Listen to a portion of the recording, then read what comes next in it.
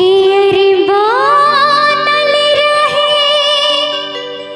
नहीं हरवाए मैया,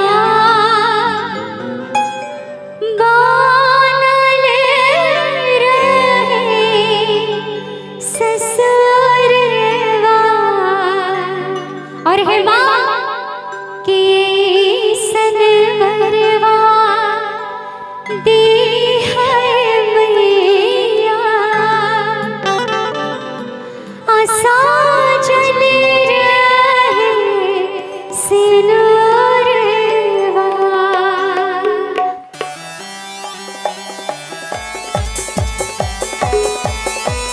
जय हो मैया।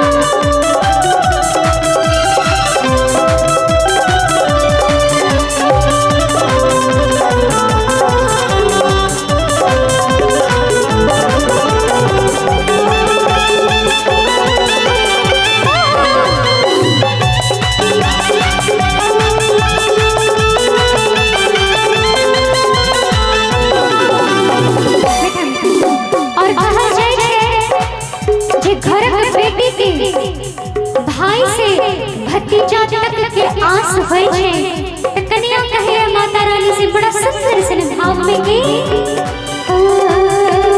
ससुर में मांगे भाई भतीजा नैहर में मांगे देवरवा।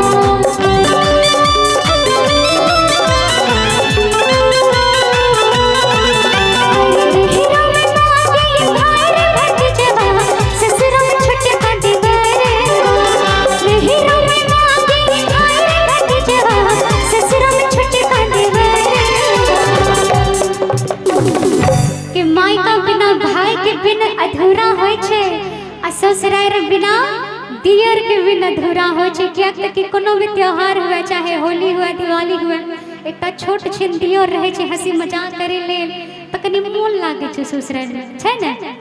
त सह कन्या कहिया मां से बड़ा सुंदर संभाव में कि नैहरा में मांगे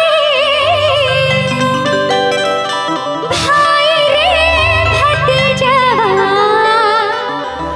ससुरा में छोटे का देवरवा कि अरे ऐसन वरवा दे है मैया साजन रहे सिनुरवा। ऐसन वरवा दे है मैया साजन रहे सिनुरवा। बोलल रहे कई हर बार मैया बोलल रहे ससुरवा। बोलल रहे कई हर बार मैया